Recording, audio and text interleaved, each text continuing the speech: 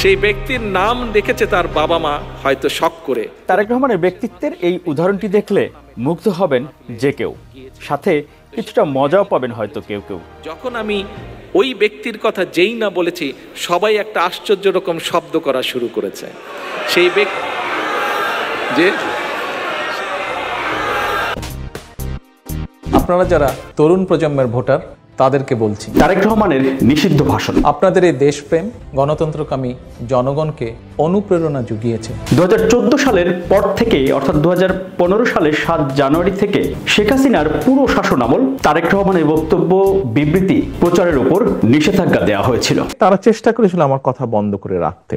আমি কথা বলেছি, সামাজিক মাধ্যম সহ বিভিন্ন পন্থায় আমি পৌঁছানোর চেষ্টা করেছি। আমি ইনশাল্লাহ পৌঁছিয়েছি মানুষের কাছে। ভোটের অধিকার প্রতিষ্ঠা করব।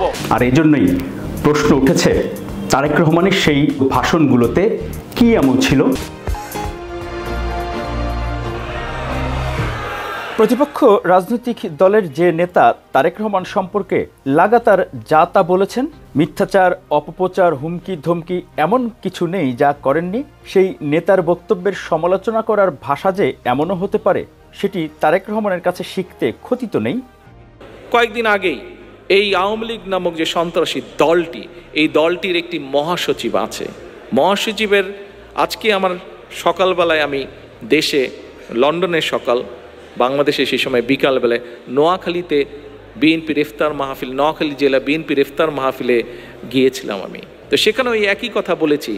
যখন আমি ওই ব্যক্তির কথা যেই না বলেছি। আচ্ছা বলুন তো, তারেক রহমান কোন নেতাকে উদ্দেশ্য করে এই কথাগুলো বলছেন?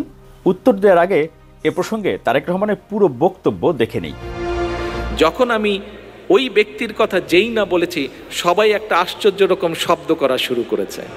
সেই ব্যক্তি যে সেই ব্যক্তির নাম দেখেছে তার বাবা মা হয়তো শখ করে, কিন্তু বাংলাদেশের মানুষ সেই ব্যক্তিটাকে তার নামে ডাকে না। বাংলাদেশের মানুষ নতুন একটি নাম দিয়েছে, তারা সেই নামেই তাকে ডাকে। যাই হোক, প্রিয় ভাই বোনেরা, এই লোকটিকে আমরা দেখেছি কয়েকদিন আগে একটি কথা বলতে। কি কথা? এই লোকটি বলেছে যে তারা একটি দেশের নাম উল্লেখ করেছে, একটি দেশের নাম উল্লেখ করে বলেছে, প্রতিবেশী একটি দেশের কথা বলেছে যে সেই দেশ না হলে তারা ক্ষমতায় আসতে পারত না, সেই দেশের সাহায্য ছিল, সহযোগিতা ছিল বলেই তারা ক্ষমতায় এসেছে আজকে।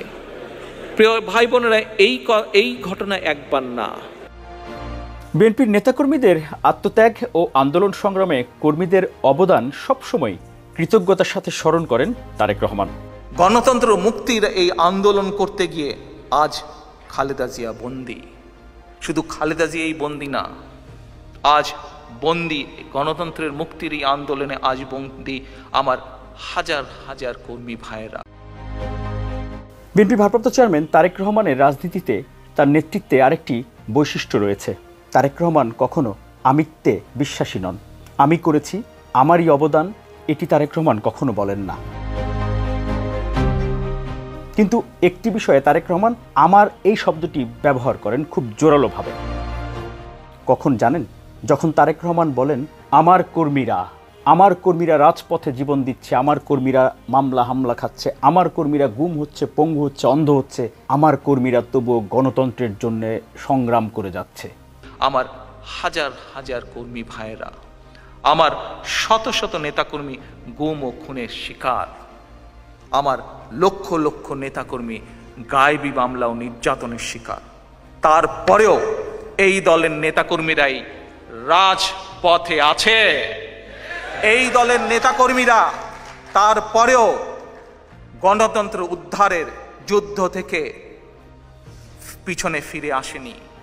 তারপরেও এই দলের নেতাকর্মীরা সাহসে বুক বেঁধে যখনই প্রয়োজন হয়েছে এগিয়ে যাচ্ছে। সেই পরিস্থিতিতে তখনকার ক্ষমতাসীন দলের নেতারা তারেক রহমানের কর্মীদের তুচ্ছ-তাচ্ছিল্য করবেন, এটা তো কোনোভাবেই প্রতিবাদ না করে থাকতে পারেন না তিনি। নিশিরাতের সরকারের শেখ হাসিনা তো অবৈধ হাসিনা, তো শেখ হাসিনা আছেই, আরও কিছু তার লোকজন আছে। আমার নানা বাড়ির এলাকার একজন লোক আছে, তাদের এক নেতা আছে, সকাল থেকে উঠেই শুরু হয়ে যায় বিএনপি খারাপ, বিএনপি খারাপ, বিএনপি খারাপ। সে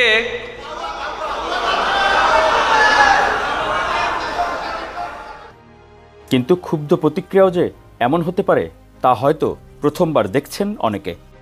কয়দিন আগে দেখলাম সে বলেছে বিএনপি নাকি 9 মিনিটও আন্দোলন করতে পারবে না। আচ্ছা ঠিক আছে, ভালো কথা। এখন কথা হচ্ছে তাহলে ভালো কথা, বিএনপি আন্দোলন করতে পারবে না, তাহলে কি মিস্টার নেতা আপনি কি জবাব দেবেন? তা এখন বিএনপি যদি 9 মিনিট আন্দোলন করতে না পারে, আপনি যদি এতই জানেন, তা আপনারা সব মন্ত্রীরা বিএনপিকে নিয়ে সারাদিনে 90 মিনিট সময় কেন ব্যয় করেন আপনারা?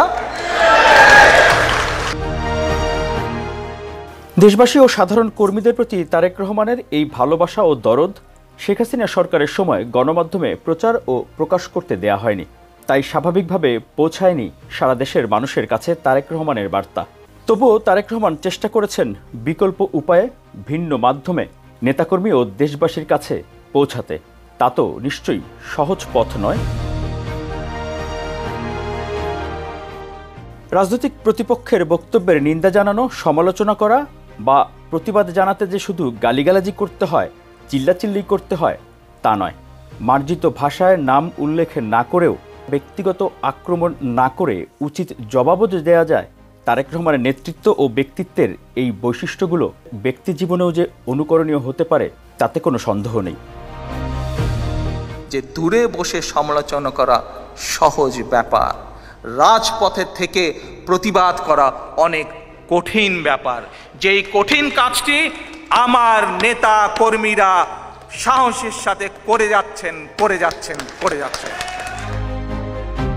রাজনৈতিক নেতাদের অনুকরণীয় ইতিবাচক দিকগুলো যদি ব্যক্তি জীবনেও প্রতিফলন ঘটানো যায় বা অনুসরণ করা যায়, তাতে নিশ্চয়ই ক্ষতি নেই।